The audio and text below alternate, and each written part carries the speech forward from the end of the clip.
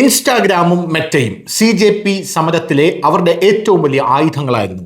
ഈ ആയുധത്തെ പിടിച്ചടക്കാൻ ഇപ്പോൾ അമിത്ഷാ തുനിഞ്ഞിറങ്ങിയിരിക്കുകയാണ്. നമുക്കറിയാം, മെറ്റയ്ക്ക് 3 ദിവസത്തെ സാവകാശമാണ് മാർക്ക് സുക്കർബർഗിന് നമ്മുടെ കേന്ദ്രത്തിലെ ആഭ്യന്തര മന്ത്രാലയം കൊടുത്തിരിക്കുന്നത്. എങ്ങനെയാണ് ഈ ഫേക്ക് അക്കൗണ്ടുകൾ അതിനകത്ത് ഉടലെടുത്തത്? ഒരു പ്രശസ്തമായിട്ടുള്ളൊരു ബോട്ട് ഇവിടെ ഉപയോഗിച്ചിട്ടുണ്ട്. അത് ഏതാണെന്ന് കണ്ടുപിടിക്കുക. പോരാത്തതിന് ഇതിനകത്ത് വരുന്ന ഈ സ്ത്രീ വിരുദ്ധമായിട്ടുള്ള കണ്ടന്റുകൾ നിങ്ങൾ നീക്കം ചെയ്യാത്തത് എന്തുകൊണ്ട്? ഇതൊക്കെ അറിയാനാണ് മെറ്റയ്ക്ക് ഈ അവസരം കൊടുത്തിരിക്കുന്നത്. എന്തായാലും ഇപ്പോൾ NHRC ബെഞ്ച് നടപടിയോടെ മെറ്റ കൂടുതൽ കുഴപ്പത്തിലായി എന്നുള്ള റിപ്പോർട്ടുകൾ പുറത്തു വരികയാണ്.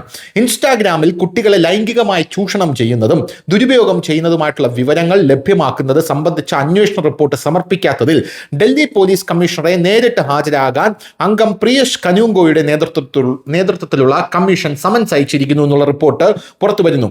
പ്ലാറ്റ്ഫോമിൽ അത്തരം ഉള്ളടക്കത്തിന്റെ ലഭ്യതയെക്കുറിച്ച് BBC റിപ്പോർട്ടിൽ ഉയർന്ന ആശങ്കകളെ തുടർന്നാണ് കമ്മീഷൻ ഇക്കാര്യങ്ങൾ ശ്രദ്ധിച്ചിരിക്കുന്നത് എന്നാണ് നമുക്ക് മനസ്സിലാക്കാൻ സാധിക്കുന്നത്. ഇപ്പോഴിതാ ഇൻസ്റ്റാഗ്രാമിലും മെറ്റയിലും അല്ലെങ്കിൽ ഫേസ്ബുക്കിലും അടക്കം വരുന്ന ഇത്തരം കണ്ടന്റുകളെ നിയന്ത്രിക്കാൻ തന്നെയാണ് കേന്ദ്രത്തിന്റെ തീരുമാനം എന്നുള്ള കാര്യത്തിൽ തർക്കമില്ല. അതിന്റെ ആദ്യ പടിയായാണ് ഇപ്പോൾ ഡൽഹി പോലീസ് കമ്മീഷണറെ നേരിട്ട് ഹാജരാകാൻ ഇപ്പോൾ കമ്മീഷൻ സമൻസ് അയച്ചിരിക്കുന്നത്. ഈ ഡൽഹി പോലീസ് കമ്മീഷണർ നേരിട്ട് ഹാജരായി കഴിഞ്ഞ ശേഷമായിരിക്കും ഇതിലെ മറ്റ് നടപടികൾ.